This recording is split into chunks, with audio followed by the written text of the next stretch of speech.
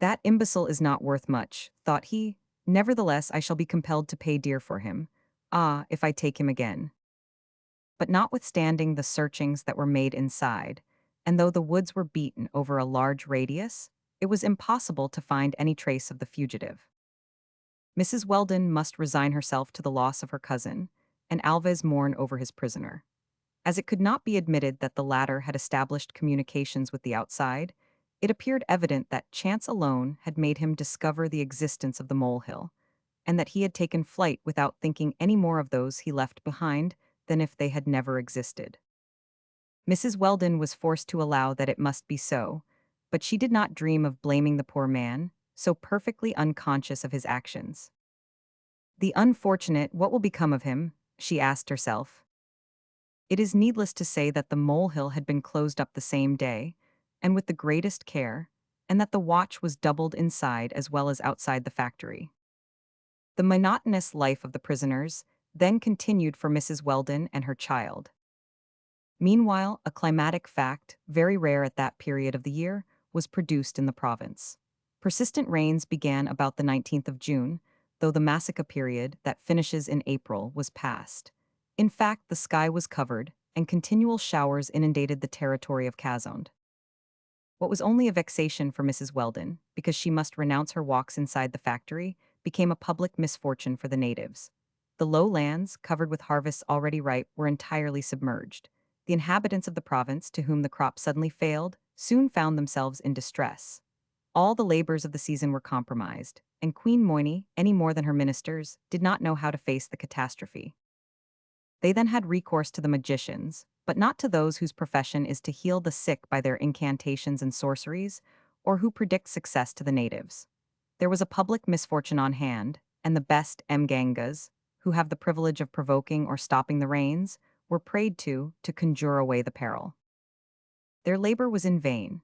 It was in vain that they intoned their monotonous chant, rang their little bells and handbells, employed their most precious amulets, and more particularly, a horn full of mud and bark, the point of which was terminated by three little horns. The spirits were exorcised by throwing little balls of dung, or in spitting in the faces of the most august personages of the court, but they did not succeed in chasing away the bad spirits that presided over the formation of the clouds. Now, things were going from bad to worse, when Queen Moini thought of inviting a celebrated magician, then in the north of Angola. He was a magician of the first order, whose power was the more marvelous because they had never tested it in this country, where he had never come.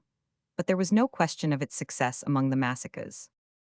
It was on the 25th of June, in the morning, that the new magician suddenly announced his arrival at Kazonde with great ringing of bells. This sorcerer came straight to the Tichitoka, and immediately the crowd of natives rushed toward him. The sky was a little less rainy, the wind indicated a tendency to change, and those signs of calm, coinciding with the arrival of the magician, predisposed the minds of the natives in his favor. Besides, he was a superb man, a black of the finest water. He was at least 6 feet high and must be extraordinarily strong. This prestige already influenced the crowd. Generally, the sorcerers were in bands of 3, 4, or 5 when they went through the villages, and a certain number of acolytes or companions made their cordage. This magician was alone. His whole breast was zebraed with white marks done with pipe clay. The lower part of his body disappeared under an ample skirt of grass stuff, the train of which would not have disgraced a modern elegant. A collar of bird skulls was round his neck. On his head was a sort of leathern helmet with plumes ornamented with pearls. Around his loins, a copper belt, to which hung several hundred bells, noisier than the sonorous harness of a Spanish mule. Thus this magnificent specimen of the corporation of native wizards was dressed. All the material of his art was comprised in a kind of basket, of which a calabash formed the bottom, and which was filled with shells, amulets, little wooden idols, and other fetishes, plus a notable quantity of dung balls, important accessories to the incantations and divinatory practices of the center of Africa. One peculiarity was soon discovered by the crowd. This magician was dumb, but this infirmity could only increase the consideration with which they were disposed to surround him. He only made a guttural sound, low and languid, which had no signification, the more reason for being well skilled in the mysteries of witchcraft. The magician first made the tour of the great place, executing a kind of dance which put in motion all his chime of bells. The crowd followed, imitating his movements, it might be said, as a troop of monkeys following a gigantic, four-handed animal. Then, suddenly, the sorcerer, treading the principal street of Kazond, went toward the royal residence. As soon as Queen Moini had been informed of the arrival of the new wizard, she appeared, followed by her courtiers. The magician bowed to the ground and lifted up his head again, showing his superb height. His arms were then extended toward the sky, which was rapidly furrowed by masses of clouds. The sorcerer pointed to those clouds with his hand. He imitated their movements in an animated pantomime. He showed them fleeing to the west, but returning to the east by a rotary movement that no power could stop. Then, suddenly, to the great surprise of the town and the court, this sorcerer took the redoubtable sovereign of Kazond by the hand. A few courtiers wished to oppose this act, which was contrary to all etiquette, but the strong magician, seizing the nearest by the nape of the neck, sent him staggering 15 paces off. The queen did not appear to disapprove of this proud manner of acting. A sort of grimace, which ought to be a smile, was addressed to the wizard, who drew the queen on with rapid steps, while the crowd rushed after him. This time it was toward Alvez's establishment that the sorcerer directed his steps. He soon reached the door, which was shut. A simple blow from his shoulder threw it to the ground, and he led the conquered queen into the interior of the factory. The traitor, his soldiers, and his slaves ran to punish the daring being who took it upon himself to throw down doors without waiting for them to be opened to him. Suddenly, seeing that their sovereign did not protest, they stood still, in a respectful attitude. No doubt Alves was about to ask the queen why he was honored by her visit, but the magician did not give him time. Making the crowd recede so as to leave a large space free around him, he recommenced his pantomime with still greater animation. He pointed to the clouds, he threatened them, he exorcised them. He made a sign as if he could first stop them and then scatter them. His enormous cheeks were puffed out, and he blew on this mass of heavy vapors as if he had the strength to disperse them. Then, standing upright, he seemed to intend stopping them in their course, and one would have said that, owing to his gigantic height, he could have seized them. The superstitious Moini, overcome by the acting of this tall comedian, could no longer control herself. Cries escaped her.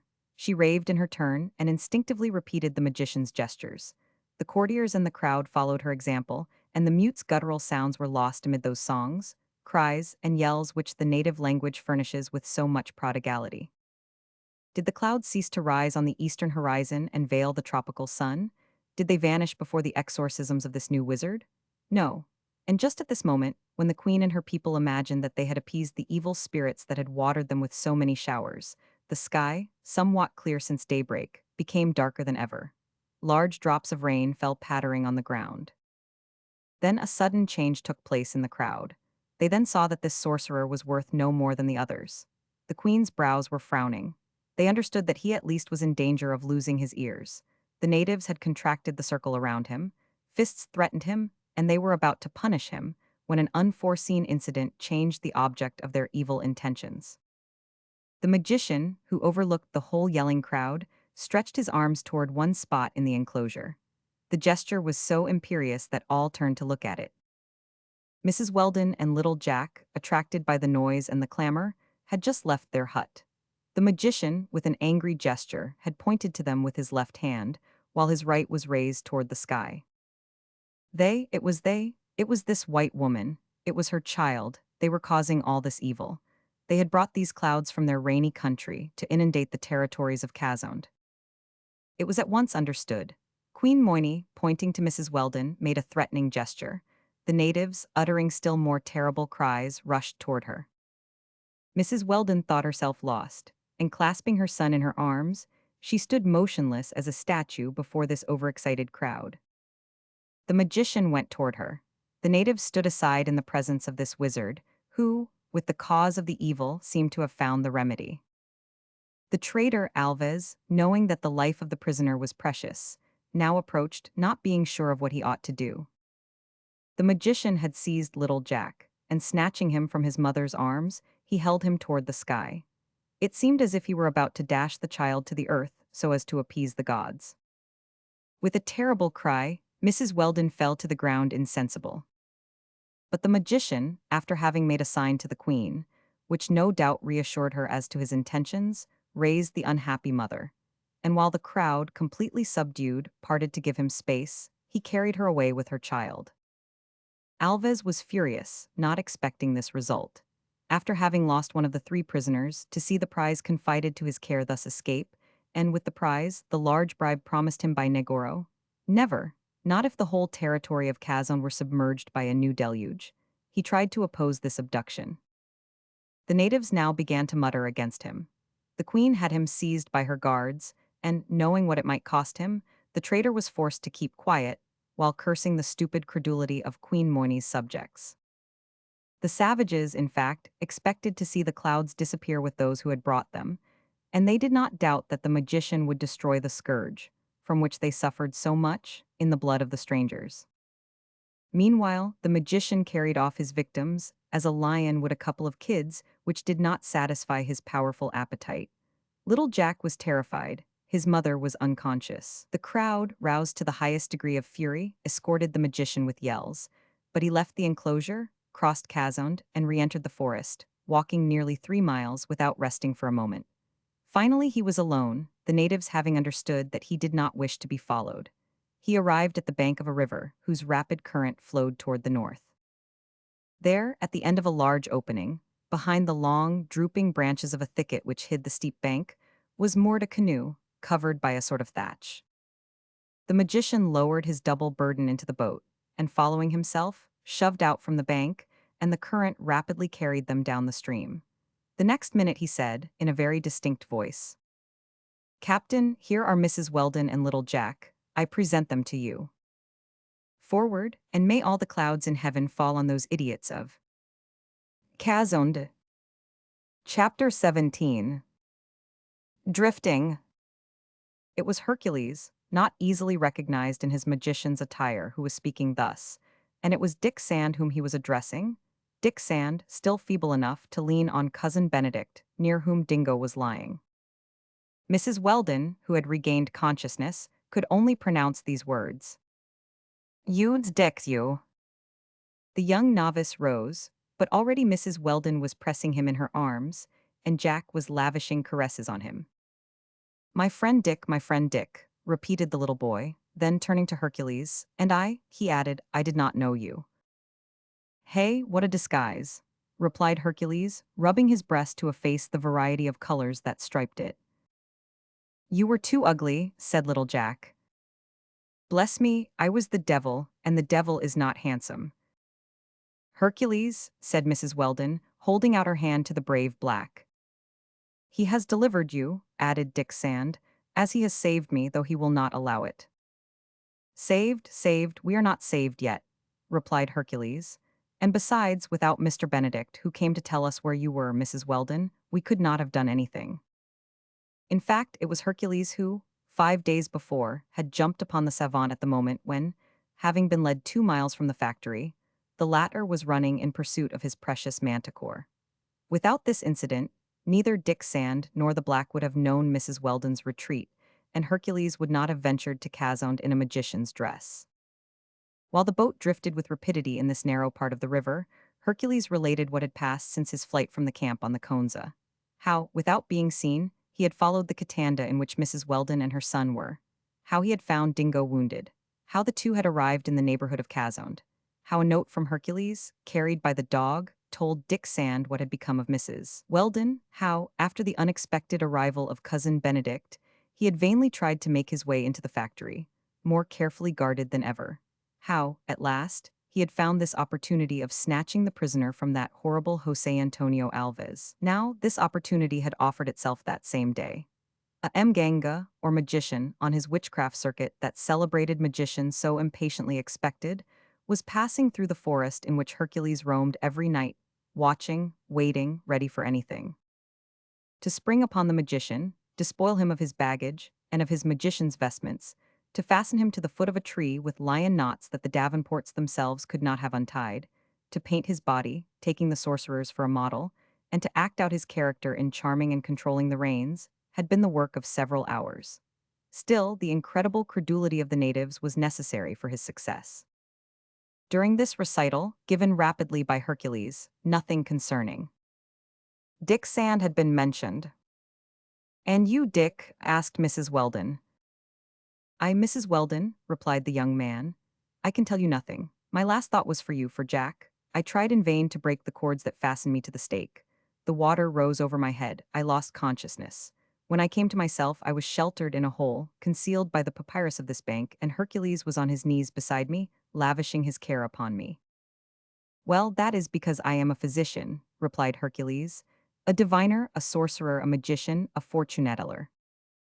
Hercules, said Mrs. Weldon, tell me, how did you save Dick Sand? Did I do it, Mrs. Weldon? Replied Hercules.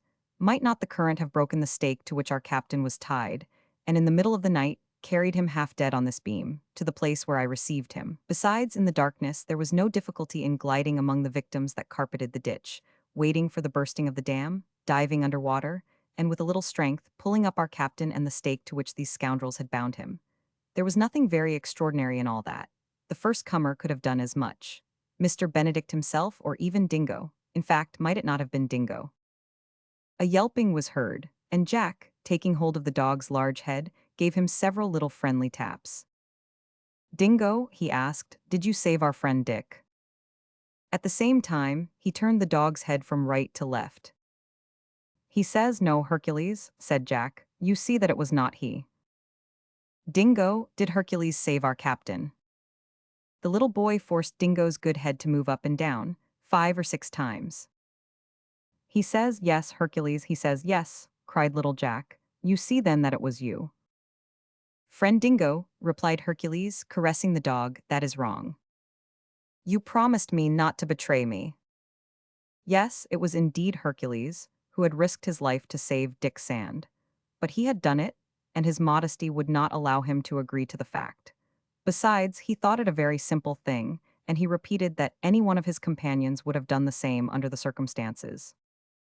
This led Mrs. Weldon to speak of old Tom, of his son, of Actaeon and Bat, his unfortunate companions.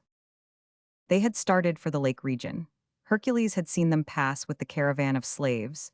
He had followed them, but no opportunity to communicate with them had presented itself. They were gone, they were lost.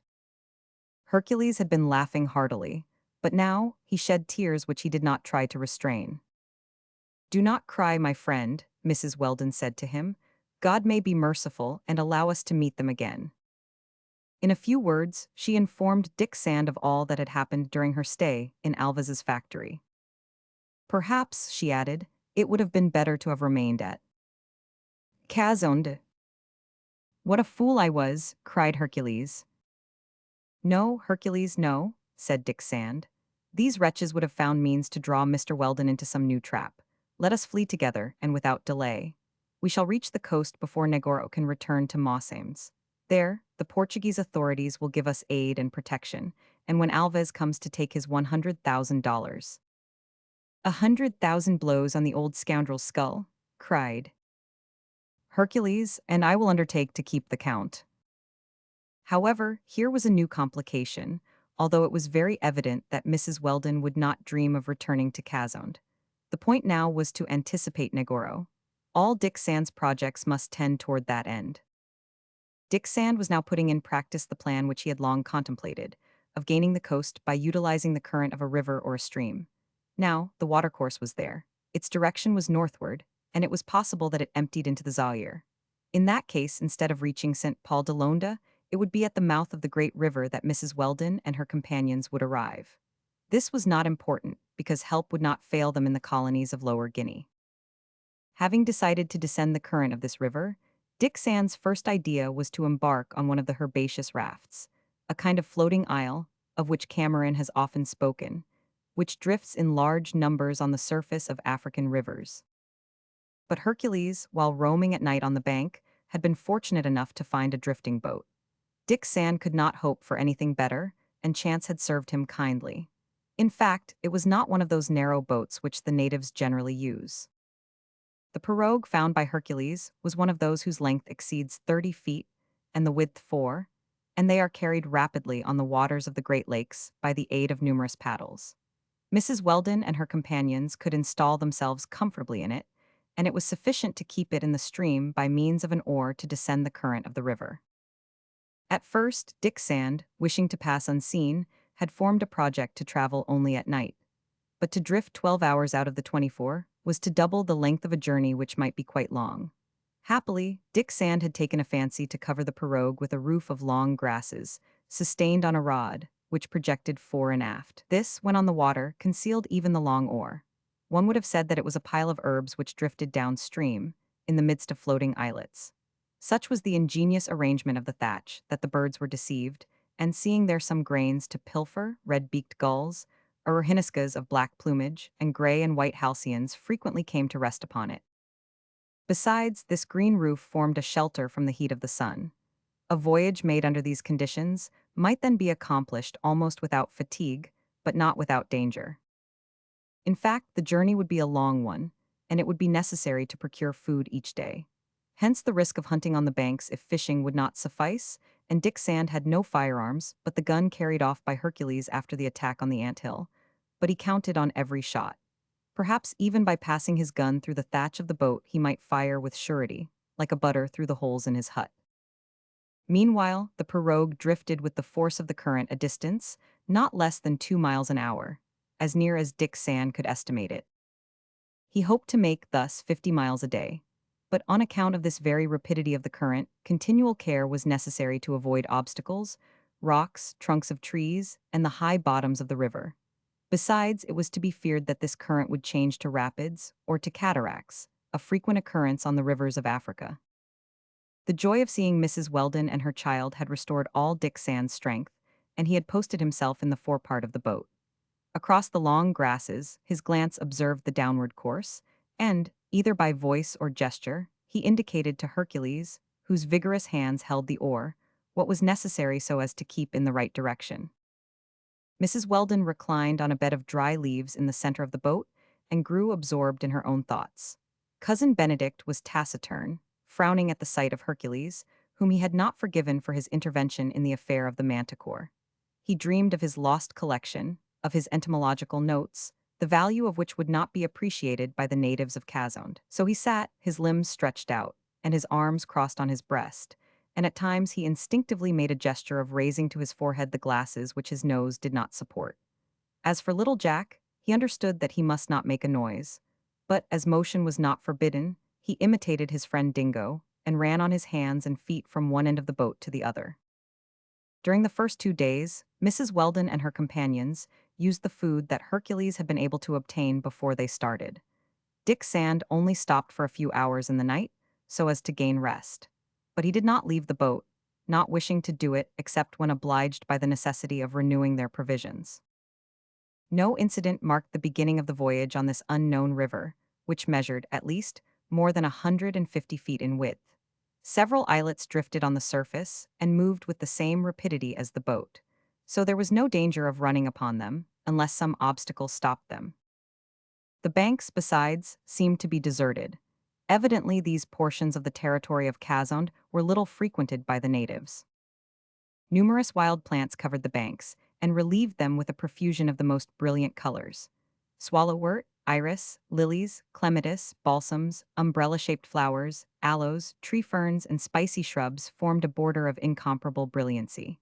Several forests came to bathe their borders in these rapid waters. Copal trees, acacias, bauhinias of ironwood, the trunks covered with a dross of lichens on the side exposed to the coldest winds, fig trees which rose above roots arranged in rows like mangroves, and other trees of magnificent growth overhung the river. Their high tops, joining 100 feet above, formed a bower which the solar rays could not penetrate.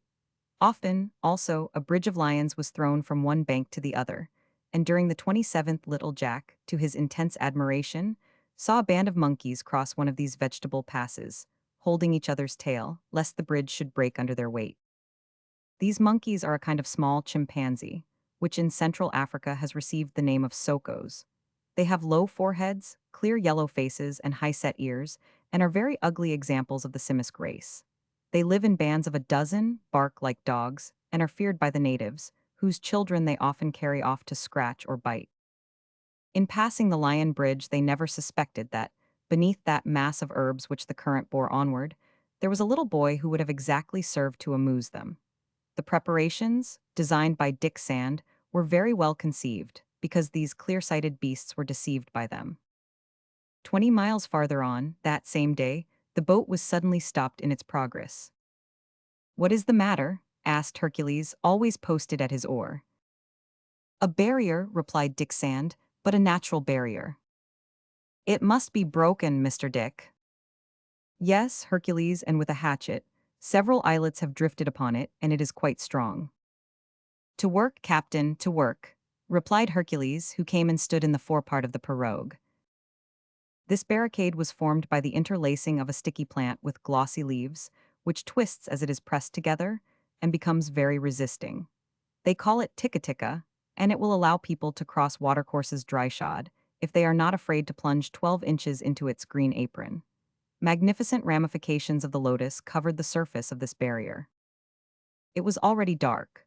Hercules could, without imprudence, quit the boat, and he managed his hatchet so skillfully that 2 hours afterward the barrier had given way, the current turned up the broken pieces on the banks, and the boat again took the channel. Must it be confessed, that great child of a cousin Benedict had hoped for a moment that they would not be able to pass. Such a voyage seemed to him unnecessary. He regretted Alvaz's factory and the hut that contained his precious entomologist's box.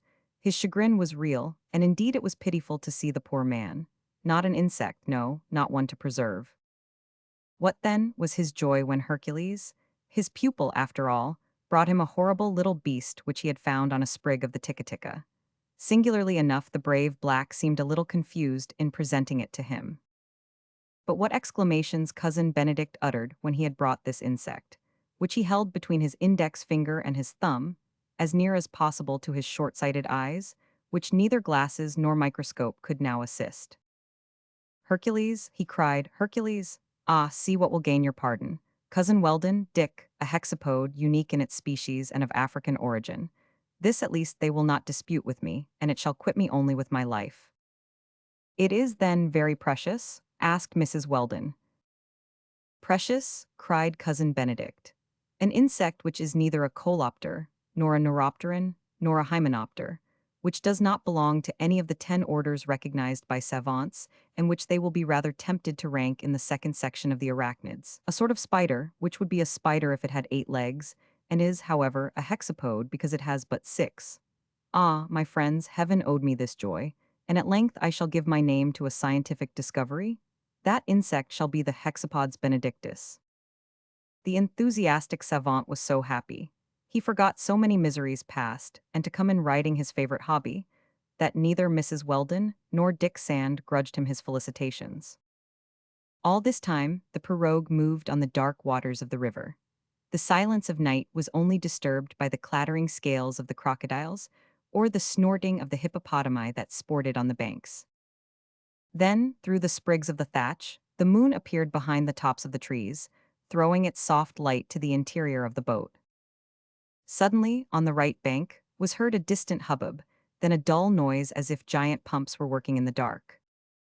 It was several hundred elephants that, satiated by the woody roots which they had devoured during the day, came to quench their thirst before the hour of repose. One would really have supposed that all these trunks, lowered and raised by the same automatic movement, would have drained the river dry. Chapter 18. Various Incidents. For 8 days the boat drifted, carried by the current under the conditions already described. No incident of any importance occurred. For a space of many miles, the river bathed the borders of superb forests. Then the country, shorn of these fine trees, spread in jungles to the limits of the horizon. If there were no natives in this country, a fact which Dick Sand did not dream of regretting, the animals at least abounded there. Zebras sported on the banks, elks and camas, a species of antelope which were extremely graceful, and they disappeared at night to give place to the leopards, whose growls could be heard, and even to the lions which bounded in the tall grasses. Thus far the fugitives had not suffered from these ferocious creatures, whether in the forests or in the river. Meanwhile, each day, generally in the afternoon, Dick Sand neared one bank or the other, moored the boat, disembarked, and explored the shore for a short distance. In fact, it was necessary to renew their daily food. Now, in this country, barren of all cultivation, they could not depend upon the tapioca, the sorgo, the maize, and the fruits, which formed the vegetable food of the native tribes. These plants only grew in a wild state and were not eatable. Dick Sand was thus forced to hunt, although the firing of his gun might bring about an unpleasant meeting. They made a fire by rubbing a little stick against a piece of the wild fig tree, native fashion, or even Simisk style, for it is affirmed that certain of the gorillas procure a fire by this means. Then, for several days, they cooked a little elk or antelope flesh. During the 4th of July, Dick Sand succeeded in killing, with a single ball, a pacu, which gave them a good supply of venison. This animal was 5 feet long. It had long horns provided with rings, a yellowish-red skin, dotted with brilliant spots and white on the stomach, and the flesh was found to be excellent. It followed then, taking into account these almost daily landings and the hours of repose that were necessary at night, that the distance on the 8th of July could hot be estimated as more than 100 miles. This was considerable, however, and already Dick Sand asked himself where this interminable river ended. Its course absorbed some small tributaries and did not sensibly enlarge. As for the general direction, after having been north for a long time, it took a bend toward the northwest. However, this river furnished its share of food. Long lions, armed with thorns which served as fishhooks, caught several of those delicately flavored sanjikas, which once smoked are easily carried in this region. Black uzakas were also caught, and some morms with large heads, the gensiva of which have teeth like the hairs of a brush, and some little dagalas, the friends of running waters belonging to the kloop species and resembling the whitebait of the Thames. During the 9th of July, Dick Sand had to give proof of extreme coolness. He was alone on the shore, carrying off a kama, the horns of which showed above the thicket. He had just shot it, and now there bounded, 30 feet off, a formidable hunter that no doubt came to claim its prey, and was not in a humor to give it up. It was a lion of great height, one of those which the natives call caramos, and not one of the kind without a mane, named Lion of the Nyasi. This one measured 5 feet in height, a formidable beast. With one bound the lion had fallen on the kama, which Dick Sand's ball had just thrown to the ground, and still full of life, it shook and cried under the paw of the powerful animal. Dick Sand was disarmed, not having had time to slide a second cartridge into his gun. Dick Sand, in front, lowering his voice, gave directions to avoid striking against these rotten constructions. The night was clear. They saw well to direct the boat, but they could also be seen. Then came a terrible moment. Two natives, who talked in loud tones, were squatting close to the water on the piles, between which the current carried the boat, and the direction could not be changed for a narrower pass. Now, would they not see it, and at their cries might not the whole village be alarmed? A space of 100 feet at most remained to be passed, when Dick Sand heard the two natives call more quickly to each other. One showed the other the mass of drifting herbs, which threatened to break the long lion ropes which they were occupied in stretching at that moment.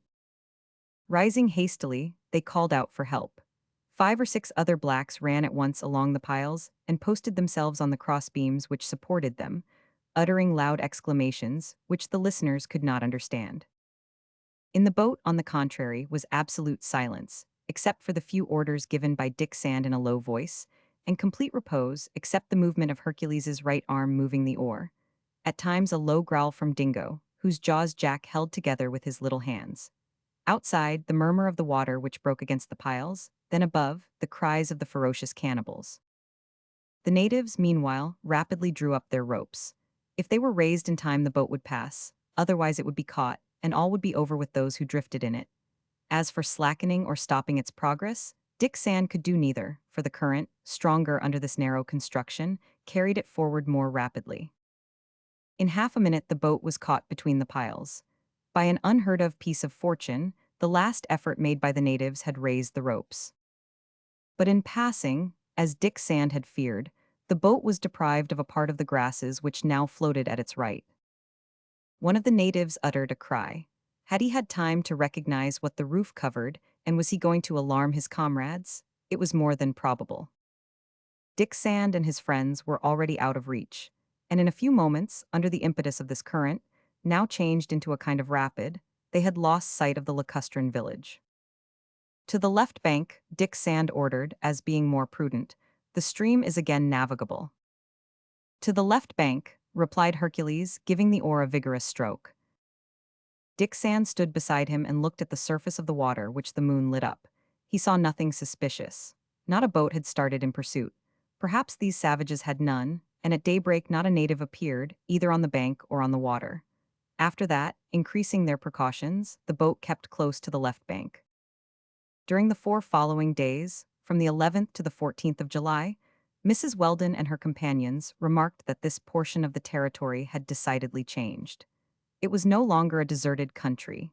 It was also a desert, and they might have compared it to that Kalahari explored by Livingstone on his first voyage.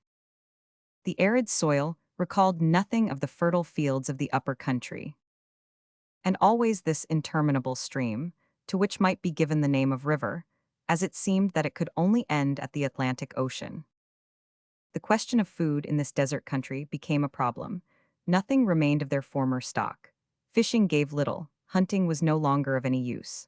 Elks, antelopes, pacas, and other animals could find nothing to live on in this desert, and with them had also disappeared the carnivorous animals.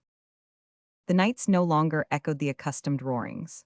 Nothing broke the silence but the concert of frogs, which Cameron compares with the noise of calkers calking a ship, with riveters who rivet, and the drillers who drill, in a shipbuilder's yard. The country on the two banks was flat and destitute of trees as far as the most distant hills that bounded it on the east and west.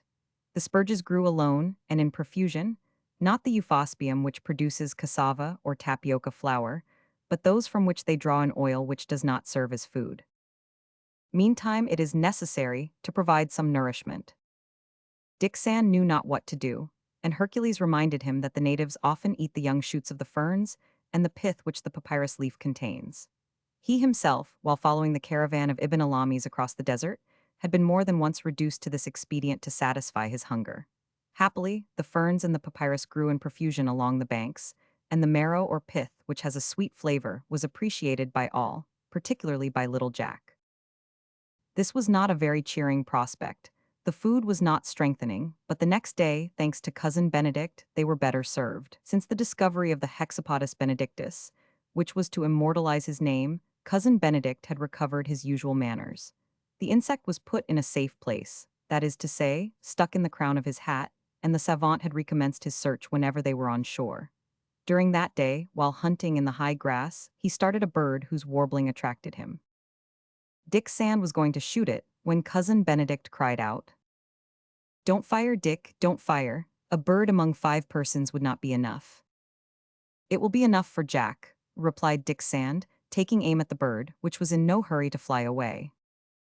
"No, no," said Cousin Benedict, "do not fire. It is an indicator, and it will bring us honey in abundance." Dick Sand lowered his gun, realizing that a few pounds of honey were worth more than one bird, and Cousin Benedict and he followed the bird, which rose and flew away, inviting them to go with it. They had not far to go, and a few minutes after, some old trunks, hidden in between the spurges, appeared in the midst of an intense buzzing of bees. Cousin Benedict would have preferred not to have robbed these industrious hymenopters of the fruit of their labors, as he expressed it, but Dick Sand did not understand it in that way.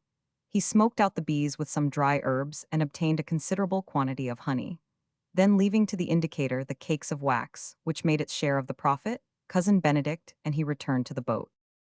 The honey was well received, but it was but little, and in fact, all would have suffered cruelly from hunger, if during the day of the 12th the boat had not stopped near a creek where some locusts swarmed. They covered the ground and the shrubs in myriads, 2 or 3 deep. Now, Cousin Benedict not failing to say that the natives frequently eat these orthopters, which was perfectly true, they took possession of this manna. There was enough to fill the boat 10 times, and broiled over a mild fire, these edible locusts would have seemed excellent even to less famished people. Cousin Benedict, for his part, eat a notable quantity of them, sighing, "It is true, still he eat them." Nevertheless, it was time for this long series of moral and physical trials to come to an end. Although drifting on this rapid river was not so fatiguing as had been the walking through the first forests near the coast, still, the excessive heat of the day, the damp mists at night, and the incessant attacks of the mosquitoes made this descent of the watercourse very painful. It was time to arrive somewhere, and yet Dick Sand could see no limit to the journey. Would it last 8 days or a month? Nothing indicated an answer. Had the river flowed directly to the west, they would have already reached the northern coast of Angola, but the general direction had been rather to the north, and they could travel thus a long time before reaching the coast. Dick Sand was, therefore, extremely anxious, when a sudden change of direction took place on the morning of the 14th of July. Little Jack was in the front of the boat, and he was gazing through the thatch, when a large expanse of water appeared on the horizon. "The sea," he shouted. At this word, Dick Sand trembled and came close to little Jack. The sea, he replied. No, not yet, but at least a river which flows toward the west, and of which this stream is only a tributary. Perhaps it is the Zaire itself. May God grant that is, replied Mrs. Weldon. Yes, for if this were the Zaire or Congo, which Stanley was to discover a few years later, they had only to descend its course so as to reach the Portuguese settlements at its mouth.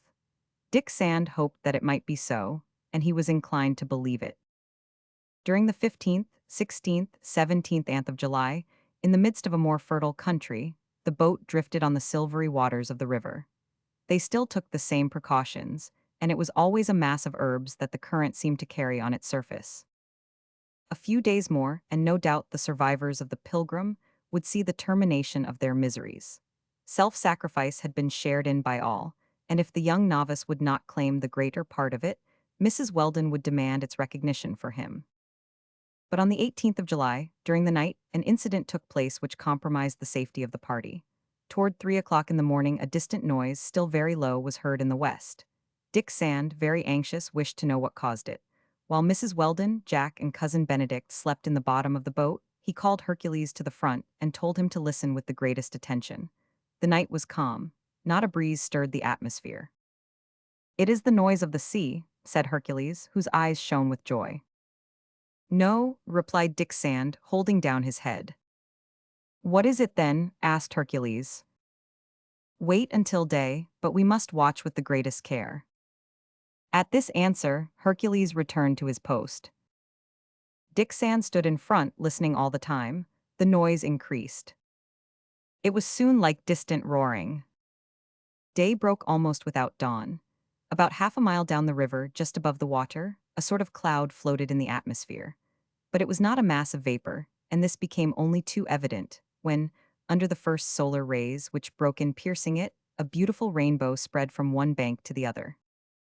"To the shore," cried Dick Sand, whose voice awoke Mrs. Weldon.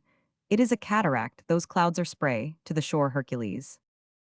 Dick Sand was not mistaken. Before them, the bed of the river broke in a descent of more than 100 feet, and the waters rushed down with superb but irresistible impetuosity. Another half-mile, and the boat would have been engulfed in the abyss. Chapter 19.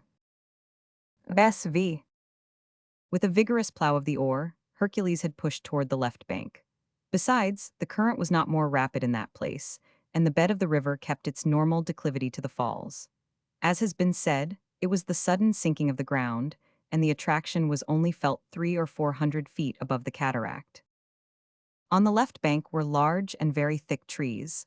No light penetrated their impenetrable curtain. It was not without terror that Dick Sand looked at this territory, inhabited by the cannibals of the lower Congo, which he must now cross, because the boat could no longer follow the stream. He could not dream of carrying it below the falls. It was a terrible blow for these poor people, on the eve perhaps of reaching the Portuguese villages at its mouth. They were well aided, however. Would not heaven come to their assistance? The boat soon reached the left bank of the river. As it drew near, Dingo gave strange marks of impatience and grief at the same time. Dick Sand, who was watching the animal, for all was danger, asked himself if some beast or some native was not concealed in the high papyrus of the bank. But he soon saw that the animal was not agitated by a sentiment of anger. "One would say that Dingo was crying," exclaimed little Jack, clasping Dingo in his two arms. Dingo escaped from him, and, springing into the water, when the boat was only 20 feet from the bank, reached the shore and disappeared among the bushes. Neither Mrs. Weldon, nor Dick Sand, nor Hercules knew what to think. They landed a few moments after in the middle of a foam green with hareweed and other aquatic plants. Some kingfishers, giving a sharp whistle, and some little herons, white as snow, immediately flew away. Hercules fastened the boat firmly to a mangrove stump, and all climbed up the steep bank overhung by large trees. There was no path in this forest. However, faint traces on the ground indicated that this place had been recently visited by natives or animals. Dick Sand, with loaded gun, and Hercules, with his hatchet in his hand, had not gone 10 steps before they found Dingo again. The dog, nose to the ground, was following a scent, barking all the time. A first inexplicable presentiment had drawn the animal to this part of the shore. A second led it into the depths of the wood. That was clearly visible to all. "Attention," said Dick Sand. "Mrs. Weldon, Mr. Benedict, Jack, do not leave us. Attention, Hercules."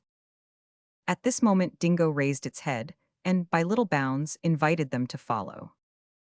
A moment after Mrs. Weldon and her companions rejoined it at the foot of an old sycamore, lost in the thickest part of the wood. There was a dilapidated hut with disjoined boards, before which Dingo was barking lamentably. "Who can be there?" exclaimed Dick Sand. He entered the hut. Mrs. Weldon and the others followed him. The ground was scattered with bones, already bleached under the discoloring action of the atmosphere. "A man died in that hut," said Mrs. Weldon. "And Dingo knew that man," replied Dick Sand. It must have been his master, ah, see." Dick Sand pointed to the naked trunk of the sycamore at the end of the hut. There appeared two large red letters, already almost effaced, but which could be still distinguished. Dingo had rested its right paw on the tree, and it seemed to indicate them. "SV," exclaimed Dick Sand. "Those letters which Dingo knew among all others, those initials that it carries on its collar."